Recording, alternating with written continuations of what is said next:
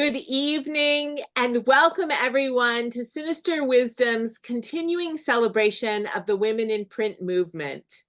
I am so excited to share with you this extraordinary conversation tonight about how feminists got the word out about books, feminism, lesbianism, and more during the 1970s, 1980s, and 1990s. My name is Julie Enzer, and I'm pleased to welcome you to this evening's event.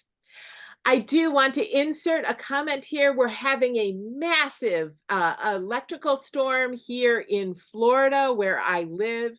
We were out of power shortly.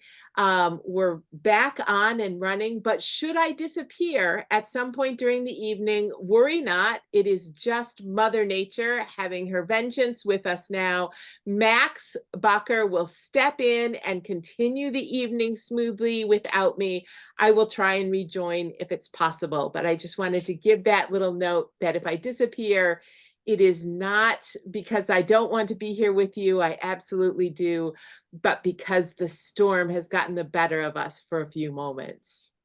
So this evening, we have an hour-long conversation planned that explores getting the word out, and I'll talk a little bit more about that in a minute. I want to encourage you to sit back now, relax, and enjoy this wonderful evening of lesbian conversations. Before we begin, it is our custom to spend a moment for a land acknowledgement.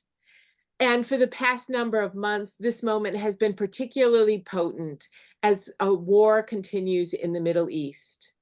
I am mindful of the many layers of conflict in Israel and Palestine, and many of us are mourning the loss of life and now the starvation in Gaza as we continue to witness genocide, while we still pray for the safe return of hostages being held by Hamas.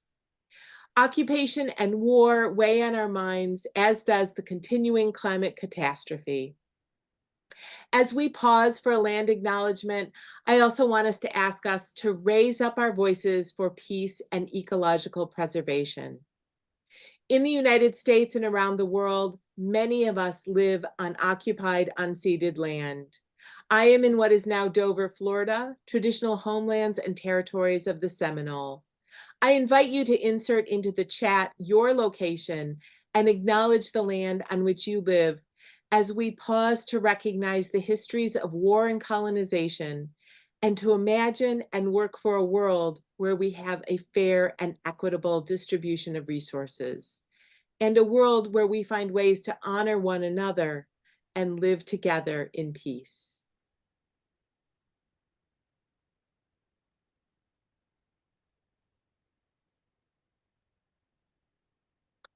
This is the point where I always include a little bit of an advertisement for Sinister Wisdom. Looking around the room, I know most of you are very familiar with Sinister Wisdom. We're joined this evening by longtime subscribers, by contributors to the journal, by current interns who are located in the United States, and two I see down in Melbourne, Australia. Sinister Wisdom started in 1976. We've been publishing consistently since then. If you aren't a subscriber, I encourage you to sign up today by going to sinisterwisdom.org/subscribe. You'll get a copy of the current issue of the journal, which is The Pagoda. A group of monthly sustainers help keep our work going. If you can give monthly to Sinister Wisdom, sign up as a sustainer at sinisterwisdom.org/sustainers. Sinister Wisdom sends out emails every month when monthly gifts come in with behind the scenes details and new information about what we have coming in the journal. We're putting all of those links into the chat. A few housekeeping notes. You've been automatically muted coming into the room. If we hear noise, we will mute you as the program goes on. At the end, there'll be an opportunity to unmute, wave, and cheer while we do our traditional dance number. If you want to show appreciation for speakers, feel free to wave your hands while they're speaking. Use the reaction emojis on Zoom, and feel free to test that out now. As many of you are already doing, you are welcome to light up the chat. We will be taking questions for our panel later in the evening. Sometimes some of the best things about our events are happening in the chat, and I encourage you to use that function. If you need technical assistance, chat with Max Bacher, who's on tap for technical assistance as Sinister Wisdom. We are recording the event this evening and will make it available in the next day or two at sinisterwisdom.org/pagoda. So I'm very excited about the program. So without further delay, here we go. As I look around our room tonight, many of you were a part of the Women in Print movement, knew about it, or participated in past conversations with Sinister Wisdom about it. Our past events have highlighted the work of a range of independent, lesbian, and feminist publishers, including Naiad Books, Firebrand, Ant Loot, and Kitchen Table Press. And we also had a wonderful program talking with African American writers who published their own work during the 80s and 90s. All of these are available in our YouTube channel. I encourage you to go back and watch them if you missed any. This evening, we have 4 panelists, 3 enmeshed deeply in the Women in Print movement, and the 4th, a scholar of the movement. Our central subject this evening is less about book publishing and more about how the Women in Print movement imagined and worked to build networks to distribute and promote the ideas of feminism and spread the word about the lesbian and feminist revolutions happening in the United States during the 70s, 80s, and 90s. It was an extraordinary time of possibilities during which women imagined how they could work inside the radical movements of the day and transform the world through their labor. These stories that we'll highlight this evening about projects that expanded the Women in Print movement remind us of the importance of in the movement of creativity, collaboration, and ingenuity. This evening, we'll proceed by having each of our 4 panelists speak for about 3 to 5 minutes. Then we'll have a roundtable discussion, and I invite your questions for the panel. I'm going to begin by introducing all 4 of our panelists and then inviting each one to speak in turn. Then we'll convene the panel of all 4 on the screen for you. Carol Seajay was a vital force in the Women in Print movement. In fact, for me, it's difficult to imagine a Women in Print movement without Carol, though her modesty and her commitment to understanding collectivity as a crucial part of the movement would prevent her from assuming the starring role that she in fact played in the movement.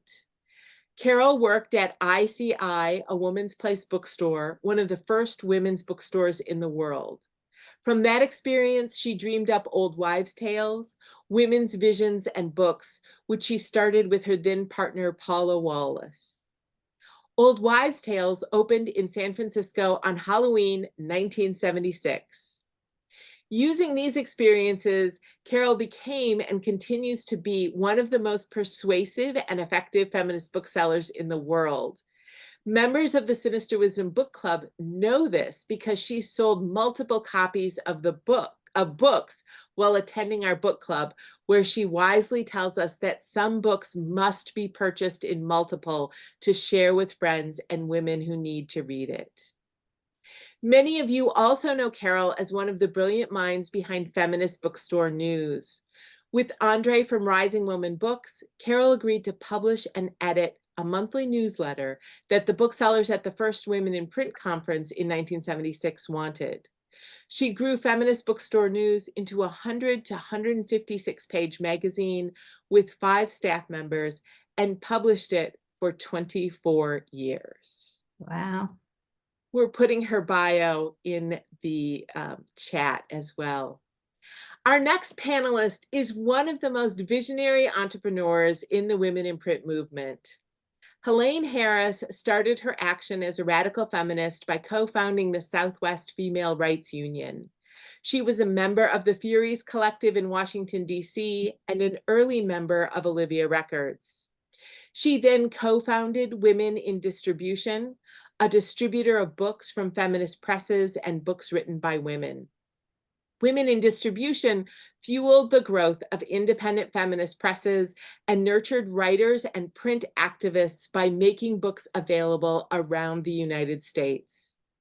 After Women in Distribution, from 1980 until 2018, Helaine was the owner and COO of Daedalus Books. She's also the founder and a current board president of the historic Lewis Farmers Market, where she continues her activism in the Delmarva region, empowering emerging farmers, helping to preserve local farmland and small farms, and providing an equitable distribution system that increases healthy food access, reduces water waste, and benefits the entire community. Our third panelist, who I just met live in Zoom person when she signed on a little early, is Jocelyn H. Cohen. Many of us know Jocelyn's incredible work from our refrigerators, from things hanging on our walls and nestled in our mailboxes. The iconic postcards of Helaine Victoria Press offered both education and communication for a burgeoning feminist movement, as well as an aesthetic vision of feminist history. If you do not know Jocelyn's work as the co-founder and director of Helaine Victoria Press, you now can acquaint yourself with it through the extraordinary new book she has co-authored with Julia Allen, Women Making History, the revolutionary feminist postcard art of Helaine Victoria Press. The book is open access, which means you can read it online for free, and we are putting a link to it in the chat. Our fourth panelist is Julia M. Allen. Julie conspired with Jocelyn Cohen on the magnificent book Women Making History. Through assiduous archival research, as well as extensive interviews, Julie and Jocelyn have written a book that analyzes the work of Helaine Victoria Press and includes rich images and texts highlighting the many postcards that Helaine Victoria Press published. One of the delights of the book in the open access format is the wide range of video and audio selections for readers to access. Women Making History considers carefully the work of Helaine Victoria Press and the work of the women in print movement broadly as women work to get the word out about feminism. So I'm very excited for this conversation. And now I invite Carol Seajay to share some initial thoughts and tell us about her important work in the women in print movement. Okay. So I want to talk both about bookstores and about feminist bookstore news. I always feel a little awkward when I'm trying to represent all the feminist bookstores in the US and Canada. So I'm going to bring in a couple other people. One is Sandra Lampert, who worked at Karis Books for many years, and in her memoir, A Certain Loneliness, she writes, oh dear, she writes, and this is one of my favorite sentences in a book in which I have many favorite sentences. She wrote, I ordered $1 million worth of book and people bought them.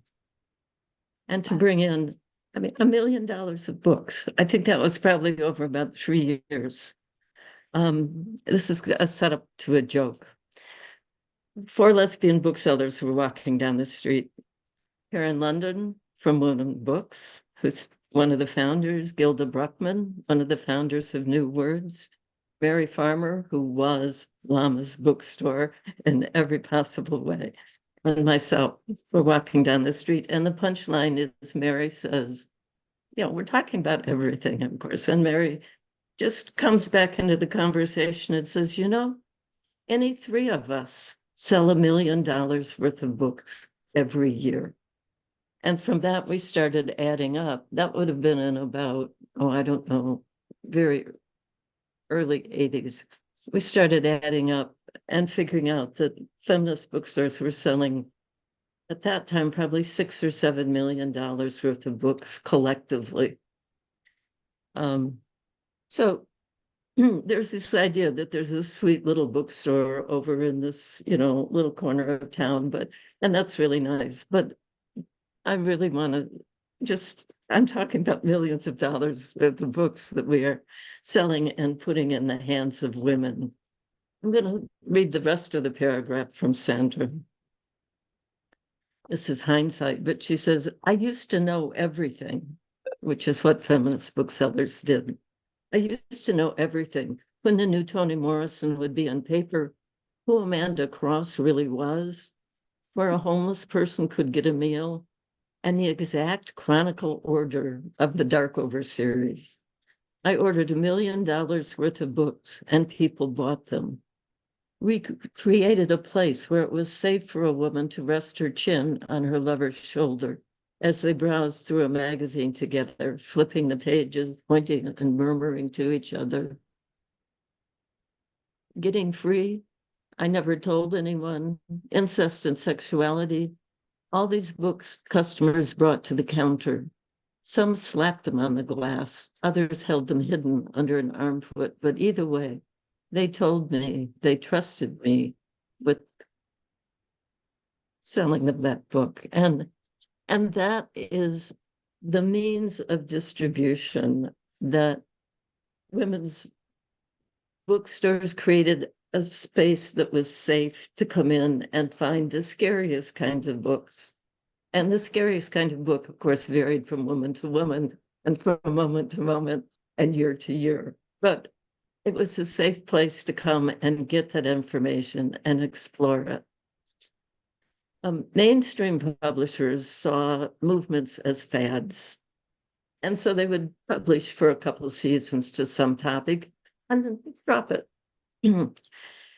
And what women's bookstores did was that we proved that there was a market and that market was not going away. I had a sales rep come in and kind of apologize. This was in 1977, I think. And he said, well, it's a fad. The people back in New York decided it's over and they're not going to publish anymore. And I just turned around to him and I said, our sales increased by 50% last year. It's not over. And he went back and told people, and every season thereafter, he came in with books. And we both knew that he was part of what changed that. We learned, I think history and connection is important. We learned from the Black Power movement. Everybody learned in different places. So I learned a lot from the Black Power movement. And I just lost you all. And what they said, what they learned and they knew was that you had to define what you need. You had to write from your own perspective. You had to publish it yourself from your own point of view. And they knew you had to have book centers in order to get the word out. And the Black Power movement and all of the transitions that followed from that continued to have bookstores. And I could look at that and I said, okay, we have to keep having bookstores because their literature, Black literature, continued to be of importance in the marketplace as many other important movements disappeared. So to distribute, you have to have a place to get the books out to, and you have to have visibility, and you have to teach. One of the things we did was that we taught women to expect to see themselves in print in a way that lesbians had never been in print or had rarely been in print in a positive way. So that we taught women to come in and look for and ask for literature, not only about lesbians, but about incest, about battery, about history, about dreams, about spirituality. So that was all very important. And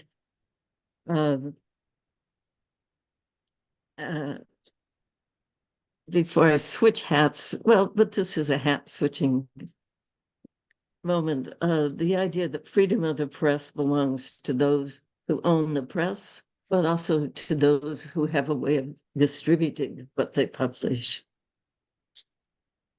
So to skip over to Feminist Bookstore News for a moment, and Julie, you can scrape me, get your cane out and pull me off at any moment. Okay, about 2 minutes on Feminist Bookstore News. Yep.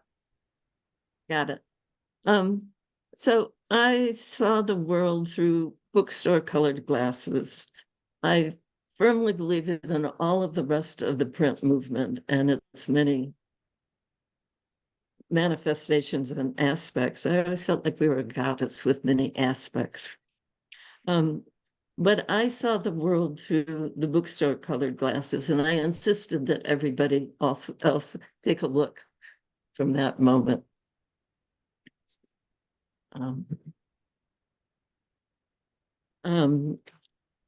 So one thing, I really wanted everyone to see each other and recognize each other. So a lot of educational articles about, like, this is what the budget of a publisher looks like. This is what they do with the money they get from the books. This is what the booksellers do. That was challenging information to get it right enough. Feminist Bookstore News was the publisher of record. We were the New York Times of the feminist book world. If you published it and it was about lesbians or it was from a feminist press, we put it in Feminist Bookstore News. And with some important things. One is what I call a bookseller's review, which does not tell you how wonderful or not the book is. It tells you who your audience might be for that book, so that booksellers could look at FBN and have a pretty good guess of whether they could sell that book in their community. So that was the bookseller review. But we also included all the information a bookseller needed to sit down and write an order. The address, of course, and how many books you had to order to get a discount, and what the discount was, and how much the book cost, and the ISBN if we had it. Sometimes we did ISBNs, sometimes we didn't. But in that world, there was no email, there were no websites, there was no click to order. It was sit there with a piece of paper and fill in the blanks. And, you know, at my store, I probably hand wrote about 40 orders a week, but I was a little obsessive. I wanted to have it all. So I think Julie's going to throw me off. So I will stop. That's great. Carol has so much good information to share. And many of you know that Sinister Wisdom has been collaborating with Carol on a Feminist Bookstore News project. We're going to send out some information about that in our follow-up email. But I also wanted to mention there are 2 electronic-only issues of Feminist Bookstore News from 2000 that we seem to not be able to have rustled up in the archive. So if you have your emails from the year 2000 and you were an FBN subscriber, do get in touch with me so I can tell you more about what we're looking for.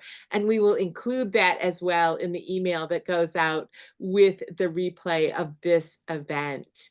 So now I'd like to invite our intrepid entrepreneur, Helaine Harris, to share some thoughts with us. Helaine. Hello, everyone. Someone in the chat wrote, I saw it's all about relationships, and it really, really, really was about relationships. I feel like we all knew each other coast to coast. So I'll give you a little bit of history. Early in the 1970s, when I was a Fury, Lita Reed, who was also a Fury and later a co-founder of Diana Press, and I visited the Women's Press Collective, which was the Oakland-based feminist lesbian press founded by Judy Grahn, Wendy Cadden, and other women. Yeah. And all of the work of the press, from selecting and editing manuscripts to acquiring materials to repairing equipment, typesetting, printing, and distribution at that time was performed by women. I can't tell you how exciting and inspiring it was for us to see women in control over their writing from the beginning to the end. And at that time, by the way, I want to remind everyone, we all know that their creations would not have even been considered by traditional publishers. They wouldn't have looked at them. So that trip, it was revelatory to me. So, and during that period, more and more women started their own small presses, and other small presses, also not owned by women, also started publishing works by lesbians and women involved in the feminist movement. And so we saw the birth of women's and independent bookstores across the country, starting, I think, in the early 70s. After the Furies ended, Lee Schwing, who was a Fury also, Cynthia Gare, and I decided to tackle the growing challenge of how to get publications from all these small presses to women's and independent bookstores across the country. We also wanted to create a feminist institution that would be able to pay women for doing political work, which was a very sort of unique idea, I think, at that time. So we started Women in Distribution in 1974 in the basement, of course, of a group house that Cynthia and I lived in. We started with 11 titles, and eventually the number of books outgrew the basement, and we rented a small warehouse without a loading dock, which if you worked in a bookstore, that was a really bad idea. And always wanted one of those. And anyway, it was about 5,000 square feet. We hired a part-time bookkeeper and 2 book puller packers. And Cynthia and I also pulled and packed and did everything else. We published 80-page catalogs. There's one. I don't know if you remember this. Pretty cool. With descriptions of every title filled with images of strong women that we found in the WPA archives at the Library of Congress. The catalogs were mailed to the independent and women's bookstores so that buyers knew what was available and they could order from many presses at one time. So we had started in 1974 with 11 books. By 1978, we were distributing over 600 titles from 180 small presses and individual authors. We were distributing them to, at that point, 700 bookstores, 900 libraries, 200 plus women's studies departments. So it was pretty remarkable. I have some pictures of that warehouse. I didn't get them to you. There I am with my big hair. And so this is what the warehouse looked like. And when we started the only experience we had with distribution was work that we had done distributing the Furies newspapers and working on distribution in the very early days of Olivia Records. Like other women activists from this period, we really, really learned on the job. Wow. And that's it. Thank you so much, Helaine. And now I welcome Jocelyn Cohen to talk with us about the work at Helaine Victoria Press.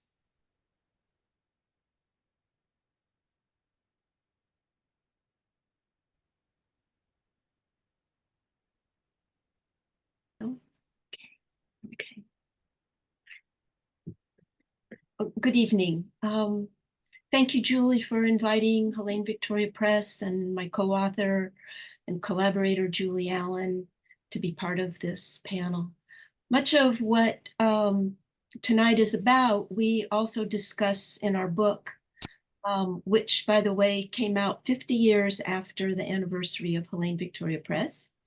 And so a lot of the issues we're talking about tonight, we discuss in the book, and how Helaine Victoria Press, meaning my co-founder, Nancy Poor, and myself, imagined that we could change the world with our historical postcards, not only within the radical movements, but also mainstream as well.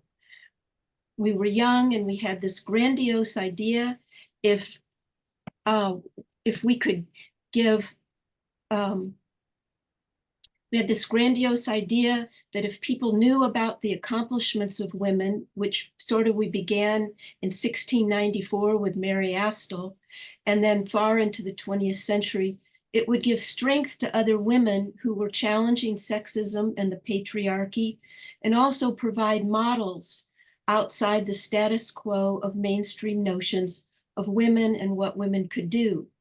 We wanted to do this utilizing a medium that was inexpensive, multimodal, reproducible, not precious, yet artistic and beautiful, and would pass through numerous hands from the sender to the postal carrier to the post office sorter and on its way to hopefully a nosy mail carrier who delivered to the recipient.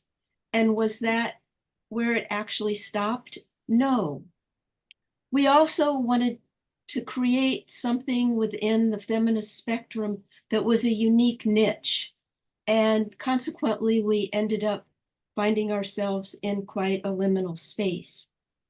Within the scope of our mission for researching and producing these 25 and 35-cent art or craft gems was also a philosophy of how we worked together, collaborated, and envisioned our lifestyle, caring for each other and the land we lived on. The initial collaboration was really Nancy and me. It was not until later, around 1982, that the paradigm shifted with our relationship dissolving, and yet we both had the desire for the work to continue. Over the next few years, I worked to develop many different ways to collaborate and bring in other people to share the load, which really was too much for the two of us anyway. I love collaborating, but this was different, and many more women shared and made different kinds of contributions. For almost 2 decades, the press published over 200 different cards, and with the help of many researchers and historians from far and near. If you look at the publication catalog at the back of the print or EPUB edition of our book, you'll find a 50-page listing from 1973 to 1990 of most all the versions of every card, broadside, or special edition we produced. One of the innovative ways we came up with for less expensive promotion of the cards was using a plain paper bag for PR. The bags were a fraction of the cost of and much easier to print letterpress. And so this is an example of a promotional mailing for a series we did on Latin American women and US Latinas. And this would be an example of the packaging that we used for that set and for many others as well. Wow. Shortly after moving from LA to Indiana, one of us had the idea to create an ERA postcard that was adapted from a very popular ERA poster, which was the only non-postcard item that we had produced until then. Indiana Now, as well as individuals and other organizations, purchased or were given at cost tens of thousands of these, which traveled the US in hopes of passing the ERA. Perhaps this was one of the first grassroots postcard mailing projects for political change for women. I'm going to take you on a little visual journey of the evolution of some of the cards. And after that, Julie's going to talk about a plethora of examples of other promotional ways we went about getting the feminist word out and highlighting women's political and social endeavors, as well as artistic and non-traditional accomplishments.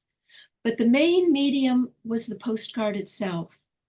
We saw these as little traveling agents for social change.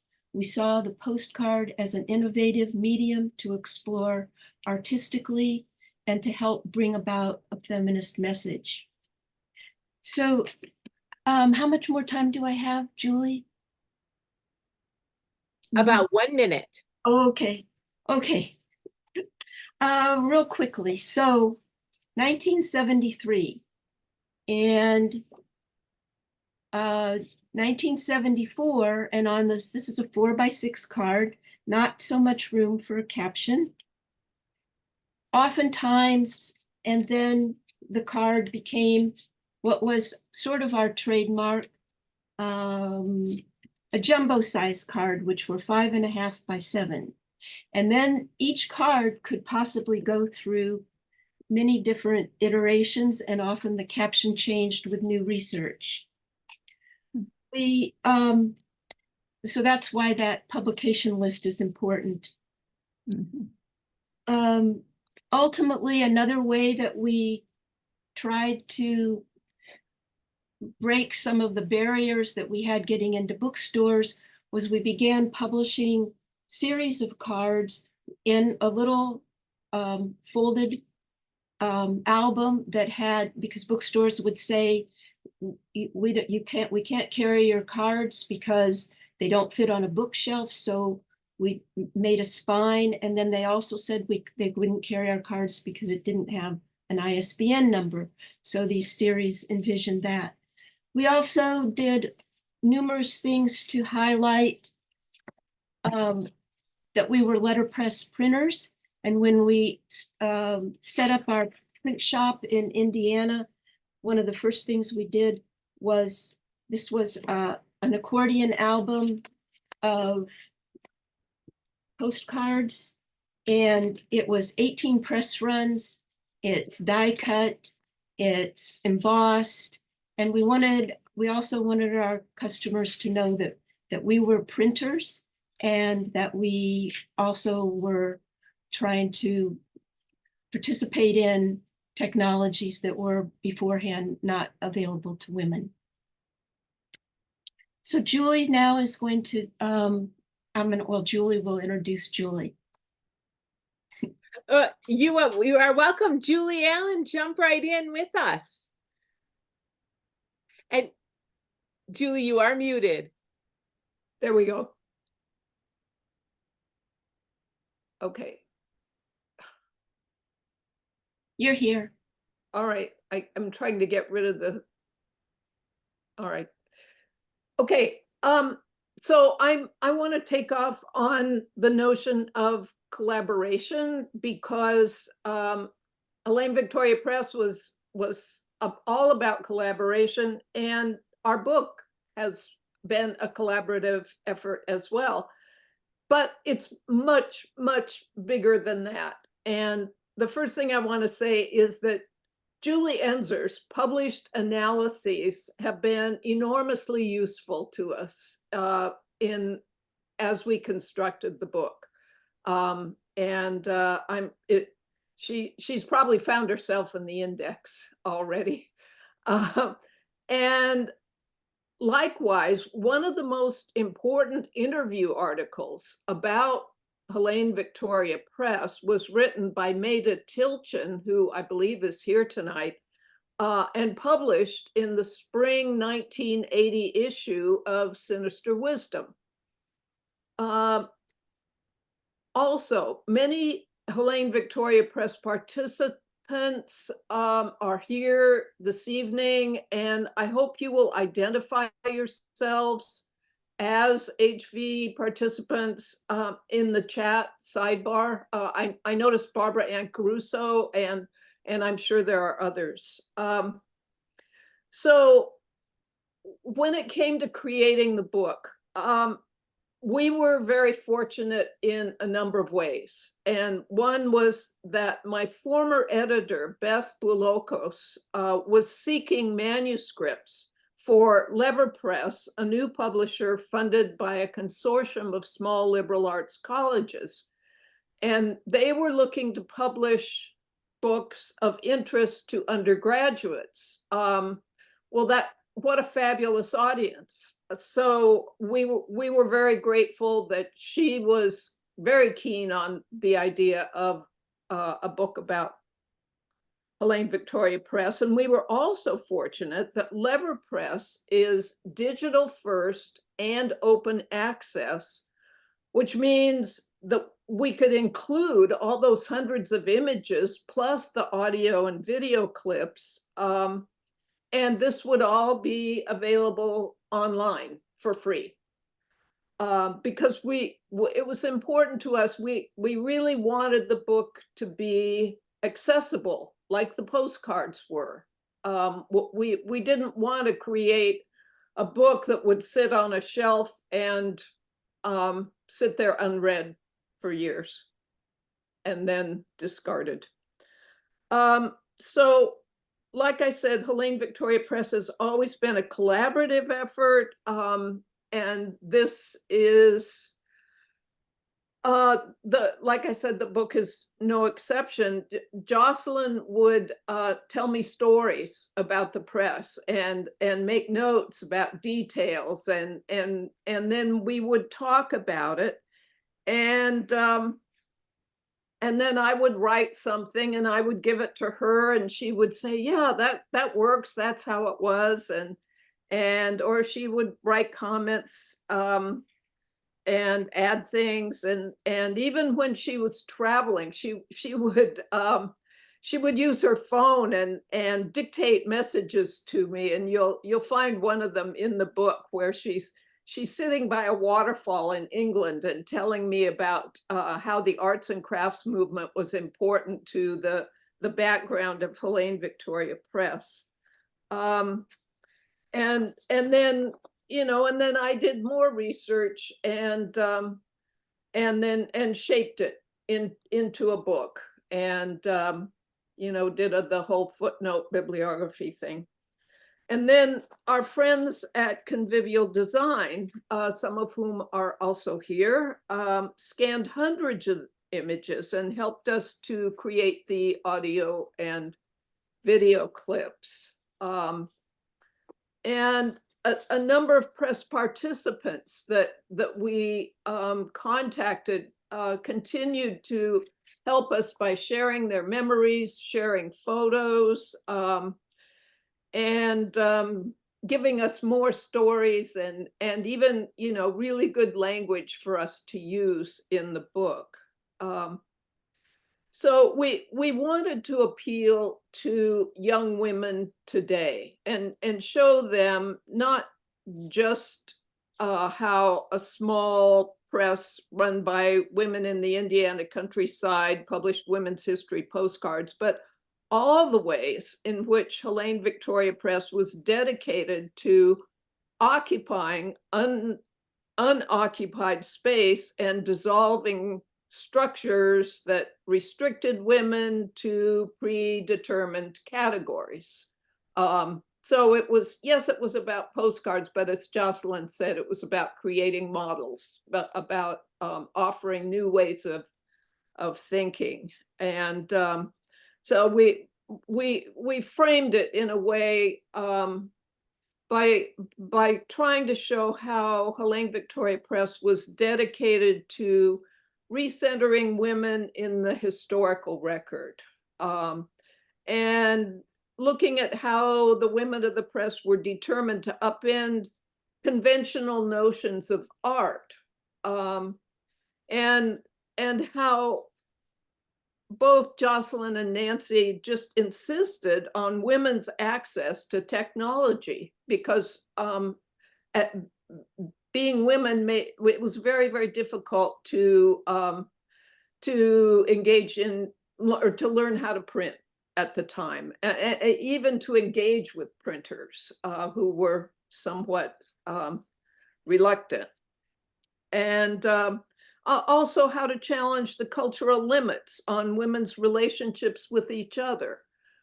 And then they also came up with a variety of ways to keep feminist business afloat within a very difficult, this was the Reagan years, after all, a very difficult capitalist conditions at the time. So we also wanted to illustrate how Helaine Victoria Press's use of multimodality to create an expansive feminist meaning-making scheme. And I think Jocelyn may talk later about multimodality, but it was all about the ways that the postcards were, they moved, they used color, there were linkages between cards and so forth. And we called this meaning-making scheme generating feminist memory. So generating, is a verb in the present tense. There's no closure or endpoint. It wasn't just, we wrote it and that was the end of it. But people would write on them and they would interpret them in their own ways. They were feminist, which meant they were plural and inclusive. In other words, they were about many women working together, offering their skills over time. These women were named or not. And they were all, but they were challenging the postcards showed them in the act of challenging the structures of patriarchy. And then memory, what we hold in our hearts and minds, what serves as our models and frames our view of ourselves in the world, what supplies strength when we need it, what provides a stepping stone for our future work. We wanted to share this with young women today. So Helaine Victoria Press reached out to people using the postcards, obviously, but they also created millions of bookmarks that they gave away for free, and people would see the bookmarks and then think, what's this? What women's history postcards, and they would go look for them. Fabulous catalogs full of illustrations and commentary and little jokes, and they went to festivals, all the music festivals, the National Women's Music Festival, the Michigan Women's Music Festival, regional festivals, conferences, the Berkshire Conference on the History of Women, the National Women's Studies Association, the NOW conferences, and smaller conferences that were very special. They went to, they were invited. The only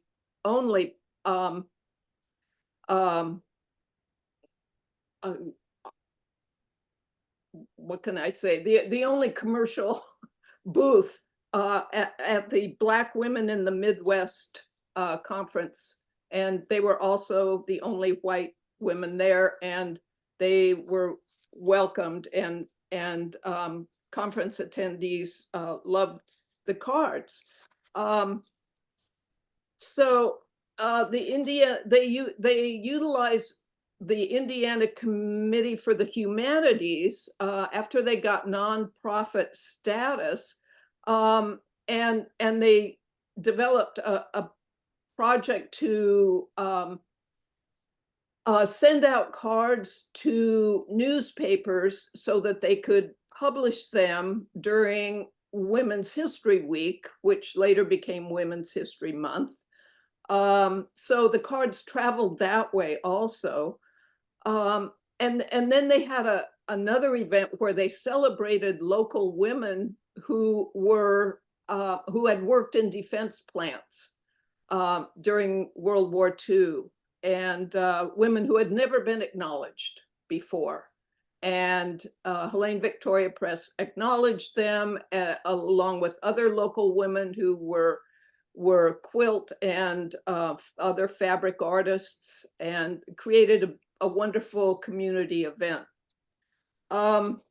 They partnered with the National Women's History Project, which served schools. They provided workshops and presentations at schools such as Earlham College. They figured out clever ways to get radio coverage, including a cameo appearance with Susan Stamberg on NPR. And then finally, they established a store in Bloomington and offered open houses and events featuring local college faculty members. They encouraged newspaper and magazine coverage. So that was the many ways, in addition to just printing postcards, which was monumental in itself, that Helaine Victoria Press was working to get the word out.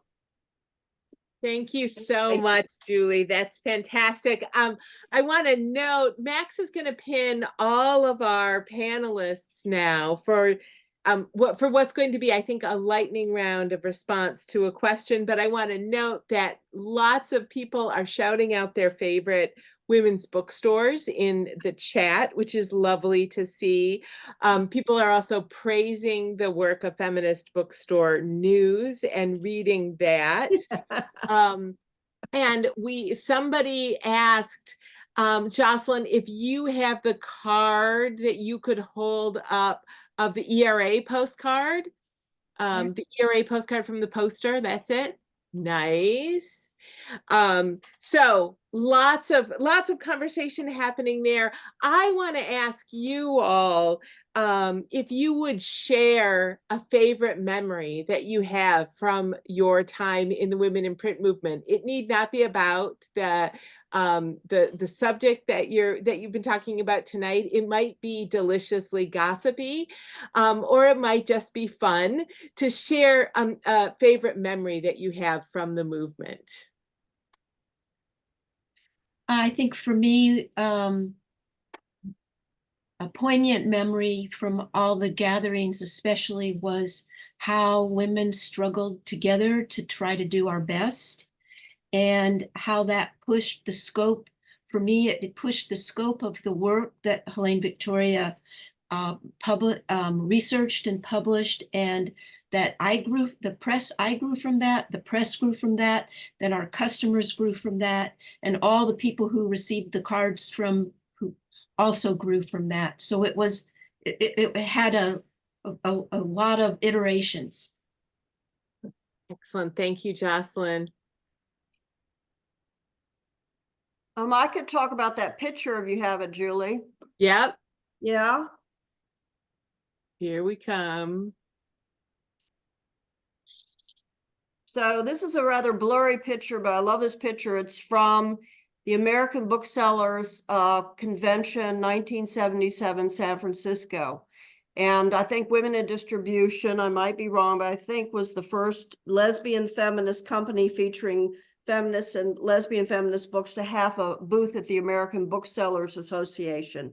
And what's great about this picture, I think, is there are the WPA pictures in the background, but you can see in the picture that it's Kalita Reed from Diana Press, Judy Grawn from Women's Press Collective. I'm not sure who the woman back to us is. And then to her right is Wendy Cadden from Women's Press Collective. And to her right is June Arnold from Daughters Inc. So lots of just really great feminist publishers in that booth at that moment. And I just love looking at this picture. And Carol Seajay, you were probably at that convention too, maybe. I'm sure you were, because it was a year after you guys started your business, I think. Nice. Thank you so much, Helaine. Yeah, it was, we opened on Halloween, and it was the following June. And yep, we were all there. Having just seen that picture of June Arnold, I'll tell a little story about the first Women in Print conference, which June was the visionary for. And the conference, it was in a Girl Scout camp in Lincoln, in Omaha, Nebraska, or a campfire girls camp. And the opening night, June gave us 3 questions. We went around the room, 150 women probably there that night, and we had to answer 3 questions. One, where you were from, what was your institution, and geographically where it was. And the second was, what's something you know that other women want to know that they can come and ask you about? Which I thought was just a brilliant question. Because it made every woman own that she had some skill and something to share. You could not pass on that question. You had to stand up and offer something. And the third question was, what's something you want to know, so that whoever's there that knew the answer could come find you and tell you. Well, the thing I wanted to know was, if I had $6,000, which I'd just gotten a loan for, could I start a women's bookstore that would manage to support 2 people? And the very next day, in the swimming pool, which we were liberating things. So almost everybody is stark naked. So the very next day, two women come up to me separately, naked in the swimming pool, and say, yes, you can do that. It will work. That's great. Julia? Well, I can't possibly follow that with anything very exciting, but I just recall that as a graduate student in 1974, I taught what I believe was the first survey course on feminist literary criticism, and all the material came from it was mostly essays and articles that we read were published in feminist press, books, magazines, and pamphlets. And then I realized after I taught that, I realized that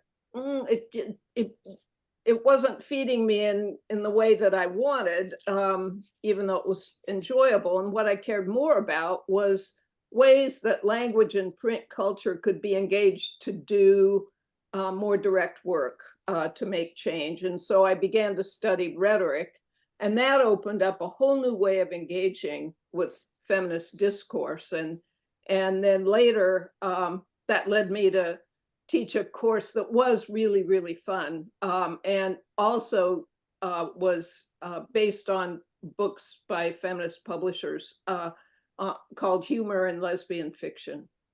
And it was a very popular course with young women.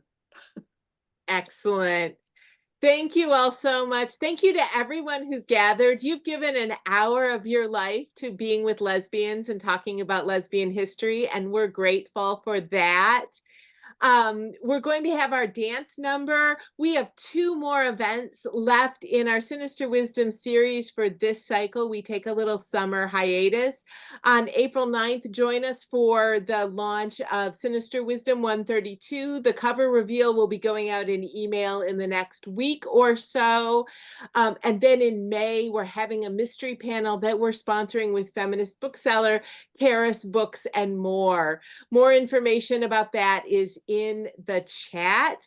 We now have our dance number. We dance to the song The L Word. You are welcome to unmute.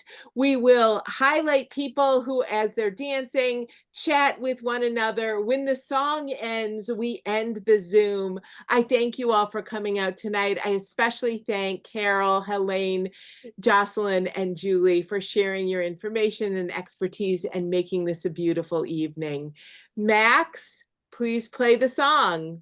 Come on and say the L word. It's the only chance you got to reclaim our name and not live in shame to try to improve our lot.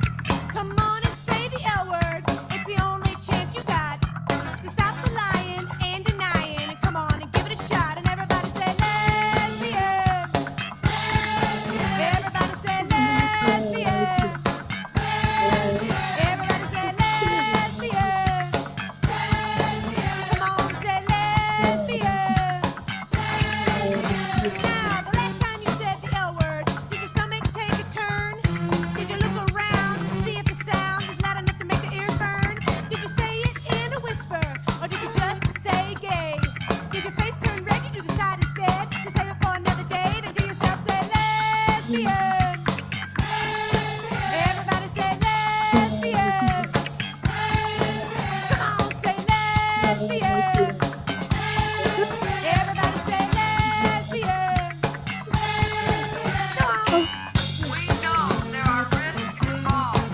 No oppressed group has ever gained their freedom without risk. And no oppressed group has ever gained their freedom without a visible movement.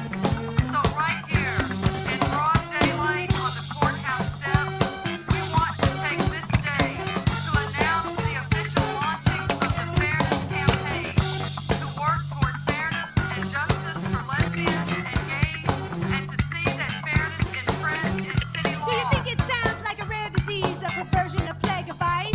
All it takes is a little practice. Come on and take my advice, and everybody say lesbian.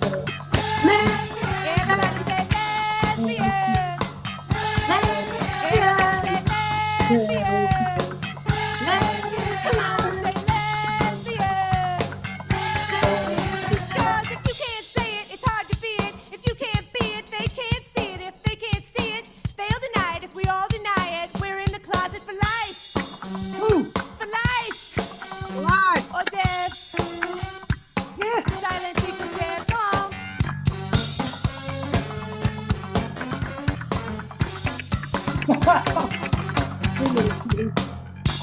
against lesbians and gays has increased every year since the start of the AIDS crisis.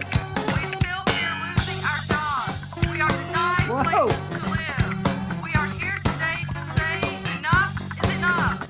We are ready to live as full and equal members of society, and we are ready to fight for our freedom. So give me an L. Oh. Yes. It's gonna be. Give me an I. Everybody say lesbian. Everybody say lesbian. Everybody say lesbian.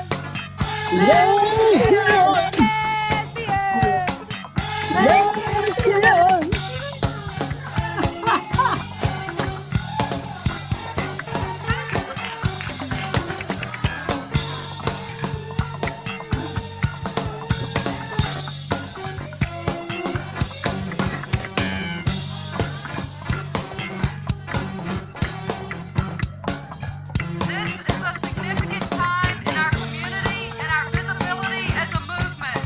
We must be strong and proud and out. The next time you say the L word, think of the woman next to you, or your teammate on the soccer field, or the wise one that's helping you through.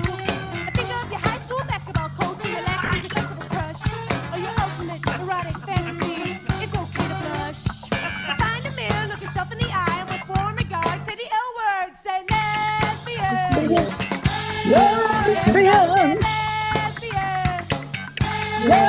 Come on, say lesbian.